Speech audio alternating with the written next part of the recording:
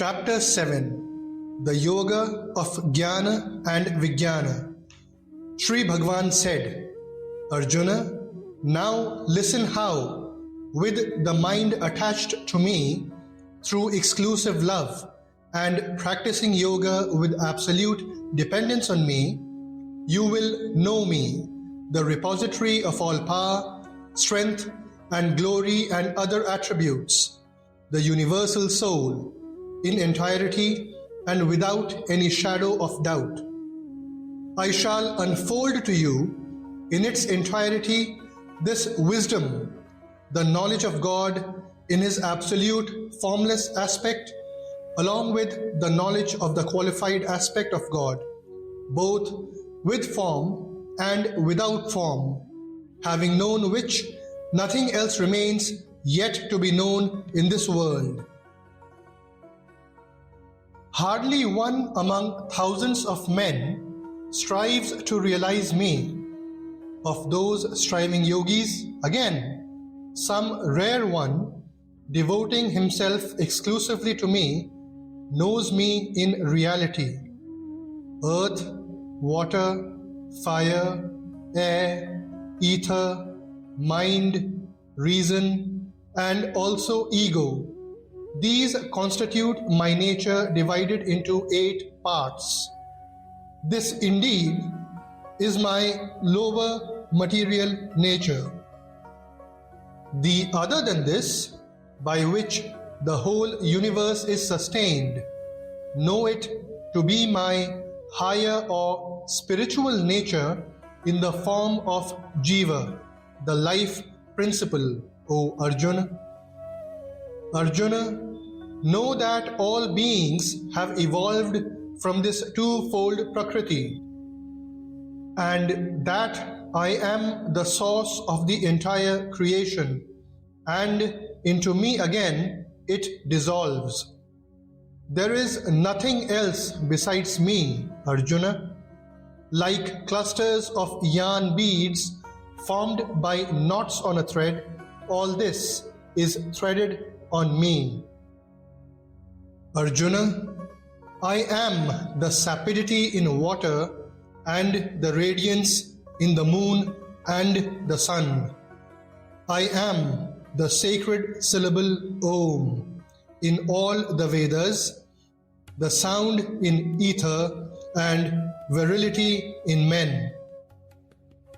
I am the pure odor, the subtle principle of smell in the earth, and the brightness in fire.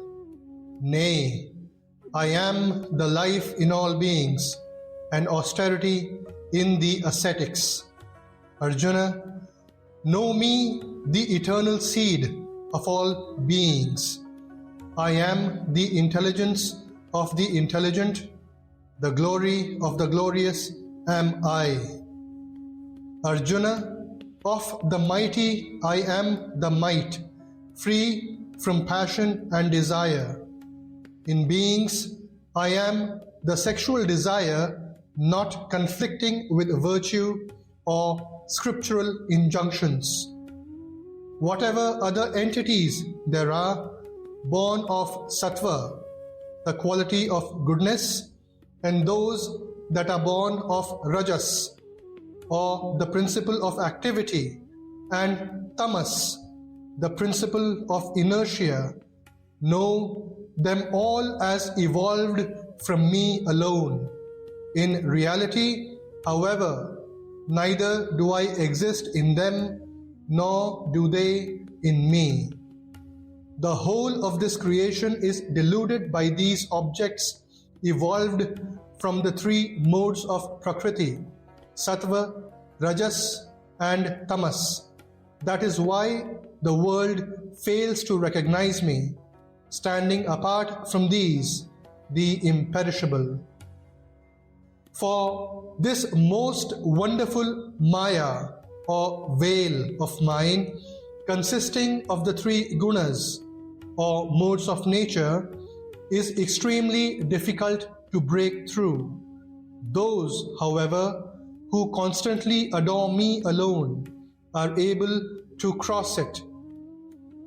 Those whose wisdom has been carried away by Maya and are of demoniac nature, such foolish and vile men of evil deeds do not adore me. 4 types of devotees of noble deeds worship me, Arjuna: the seeker after worldly possessions, the afflicted, the seeker for knowledge, and the man of wisdom, O best of Bharatas.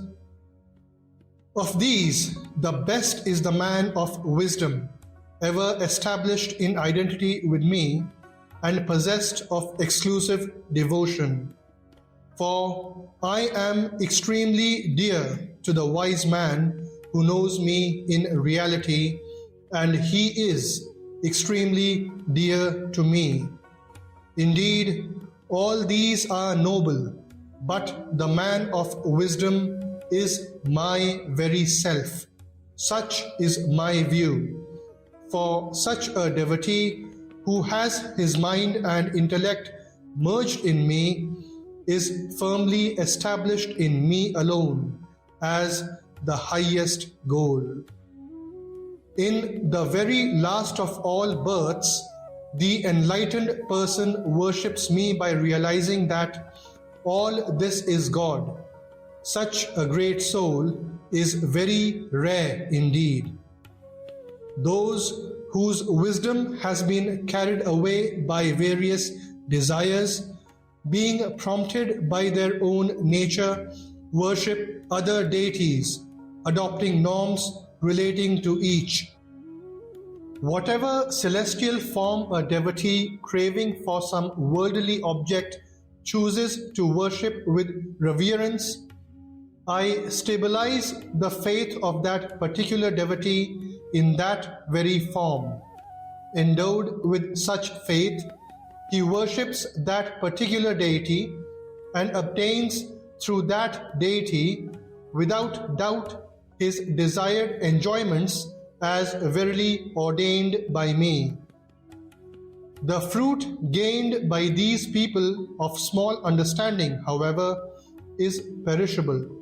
The worshippers of gods attain the gods, whereas my devotees, howsoever they worship me, eventually come to me and me alone. Not knowing my supreme nature, unsurpassable and undecaying, the ignorant persons regard me, who am the supreme spirit beyond the reach of mind and senses, and the embodiment of truth, knowledge and bliss, to have assumed a finite form through birth as an ordinary human being. Veiled by my Yogmaya, my divine potency, I am not manifest to all. Hence, these ignorant folk fail to recognize me, the birthless and imperishable supreme deity. That is, consider me as subject to birth and death. Arjuna, I know all beings, past as well as present, nay, even those that are yet to come, but none devoid of faith and devotion knows me. O valiant Arjuna, through delusion in the form of pairs of opposites, such as pleasure and pain, etc., born of desire and aversion, all living creatures in this world are falling prey to infatuation. But those men of virtuous deeds whose sins have come to an end, being freed from delusion in the form of pairs of opposites, born of attraction and repulsion, worship me with a firm resolve in every way. They who, having taken refuge in me, strive for deliverance from old age and death, know Brahma, the Absolute, the whole Adhyatma, the totality of jivas or embodied souls, and the entire field of karma, action, as well as my integral being, comprising Adhibhuta, the field of matter, Adhidev, Brahma, and Adhyagya, the unmanifest divinity dwelling in the heart of all beings as their witness. And they who possessed of a steadfast mind know thus, even at the hour of death, they too know me alone. Thus, in the Upanishad sung by the Lord, the science of Brahma, the scripture of Yoga, the dialogue between Sri Krishna and Arjuna ends the 7th chapter entitled The Yoga of Jnana, knowledge of Nirguna Brahma, and Vijnana, knowledge of manifest divinity.